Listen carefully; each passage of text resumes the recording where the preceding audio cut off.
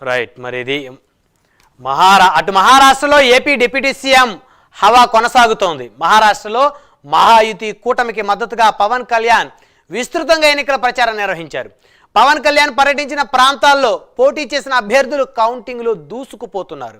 షోలాపూర్లో దేవేంద్ర రాజేష్ కోటేకు 4800 ఓట్ల లీడ్ వచ్చింది. దేవేంద్ర రాజేష్ కోటేకు మద్దతుగా పవన్ కళ్యాణ్ విస్తృతంగా ప్రచారం నిర్వహించారు.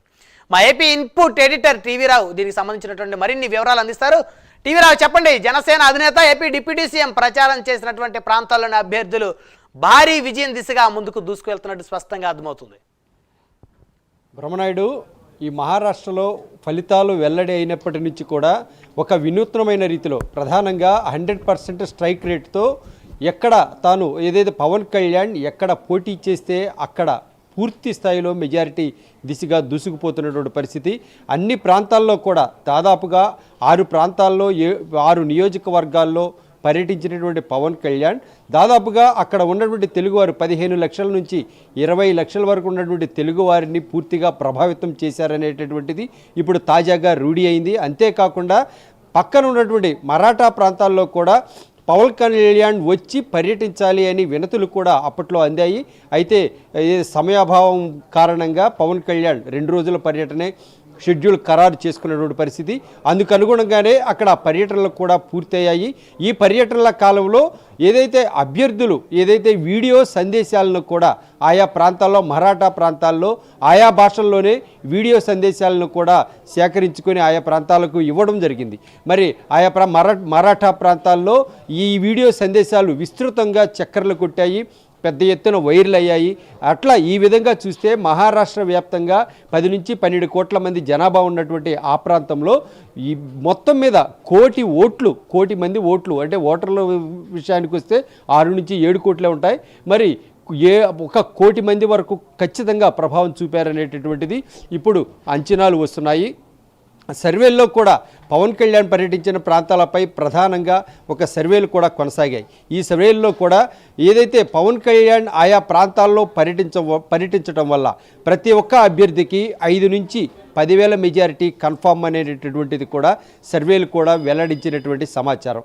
మరి ఈ నేపథ్యంలో ఇప్పుడు పవన్ కళ్యాణ్ చరిష్మా దేశవ్యాప్తం అయిపోయింది.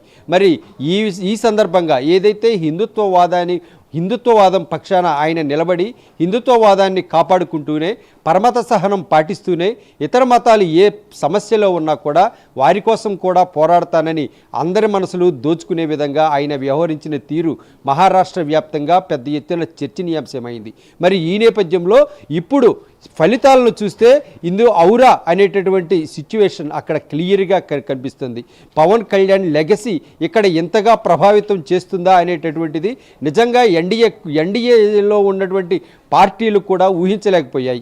అయితే ఎంతో కొంత సినీ కరిష్మా అనేటటువంటిది మహారాష్ట్రలో కూడా కొన్ని సినిమాలు ఏదైతే డబ్బింగ్ అయిపోయి సినిమాలు కూడా ఆడుతూ ఉంటాయి.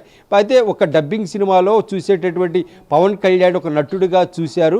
అంతేగాని ఇప్పుడు ఒక రాజకీయ నాయకుడిగా పూర్తిస్థాయి రాజకీయ నాయకుడిగా మారిన తర్వాత పవన్ కళ్యాణ్ మహారాష్ట్రలో పర్యటించి తానేంటో చెప్పుకున్నారు. అంతేకాకుండా తాను ప్రజల కోసం ఎందుకు నిలబడుతున్నానో, ప్రజలు ఎందుకు బీజేపీ ఎన్డీఏ కోసం ఉండాలి అనేటటువంటి దానిపై ఆయన క్లియర్గా ఆయన చెప్పుకోవడం జరిగింది.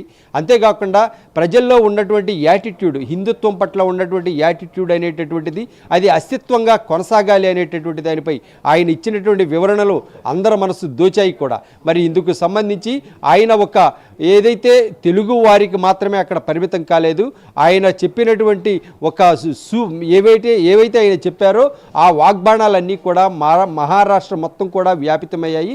తద్వారా పవన్ కళ్యాణ్ లాంటి వ్యక్తి వచ్చి ఇక్కడ పర్యటిస్తున్నప్పుడు మహారాష్ట్రలో పవన్ కళ్యాణ్ని గౌరవించుకోవాలనేటటువంటి ఆలోచనలోకి అక్కడ ఉన్నటువంటి ప్రజానీకమంతా కూడా ఒక్కసారిగా ఒక ఉప్పెనలా అతని వైపు తరలి వచ్చినట్టు సమాచారం. అంతేకాకుండా ఆంధ్రప్రదేశ్లో ఆయన ఎన్నికల సందర్భంగా పర్యటించినప్పుడు ఆయన అభిమానులైతేనేమి, కూటమిలో ఉన్నటువంటి ఏదైతే కార్యకర్తలైతేనేమి ఎలా తరలి వచ్చారో అదేవిధంగా ఎన్డీఏ పక్షాలతో పాటుగా ఆయనతో ఉన్నటువంటి లోకల్గా ఉన్నటువంటి తెలుగువారైతేనేమి, ఆయన సొంత ఫ్యాన్స్ అయితేనేమి, పక్క ప్రాంతాల్లో ఉన్నటువంటి మరాఠా ప్రాంతాల నుంచి కూడా భారీ ఎత్తున తరలి రావడంతో పాటు మనం గమనిస్తే అప్పుడు ఏదైతే మహారాష్ట్రలో పవన్ కళ్యాణ్ పర్యటించేటప్పుడు ఆ పర్యటనలో మనకు కొన్ని ఫ్లెక్సీలు అయితేనేమి ప్లకార్డులు అయితేనేమి దర్శనమిచ్చాయి. మరి ఆ దర్శనమిచ్చిన ప్లకార్డుల్లో ఓవైపు ఛత్రపతి శివాజీ, మరోవైపు పవన్ కళ్యాణ్. అంటే ఛత్రపతి శివాజీ ఒక ఆరాధ్య దైవంగా అక్కడ భావించేటటువంటి పరిస్థితి. మరి అదే స్థాయిలో అదే స్థానాన్ని అక్కడ ప్రజలు పవన్ కళ్యాణ్కి కూడా కట్టబెట్టారు అనటానికి ఇవే నిదర్శనాలు. మరి దీనికి తోడు మధ్యలో కొన్ని ఫ్లెక్సీల్లో అయితే కొన్ని ప్లకార్డుల్లో అయితే ఏకంగా మోదీని సెంటర్లో ఉంచడం, అటు ఇటుగా పవన్ కళ్యాణ్ పెట్టడం, ఈ విధంగా అక్కడ ఒక అగ్ర నాయకుడికి ఇచ్చినటువంటి తాంబూలం పవన్ కళ్యాణ్కి ఇచ్చారు. అలాగే వారు ఆరాధ్య దైవంగా భావించే ఛత్రపతి శివాజీ పక్కనే అదే స్థానంలో అక్కడ కూర్చోబెట్టడమే కాకుండా అక్కడ ఆ ఫ్లెక్సీలు పవన్ కళ్యాణ్ ఫ్లెక్సీ పెట్టుకుని పవన్ కళ్యాణ్ దీవెనలు తీసుకుంటూ ఒక పెళ్ళిళ్ళు అయితేనేమి, పుట్టినరోజులైతేనేమి ఇటువంటి కార్యక్రమాలు కూడా చేసుకుంటున్నటువంటి సన్నివేశాలు, వీడియోలు అంతా కూడా బహిర్గతమైనటువంటి పరిస్థితి. మరి ఈ విధంగా ఆయన పవన్ కళ్యాణ్ అనేటటువంటి ఒక వ్యక్తి, పవన్ కళ్యాణ్ అనేటటువంటి ఒక పదార్థం మహారాష్ట్ర వ్యాప్తంగా వ్యాపితమైంది ఏంటంటే ఎన్నికల సందర్భంగా మనం కాదనలేని అంశం.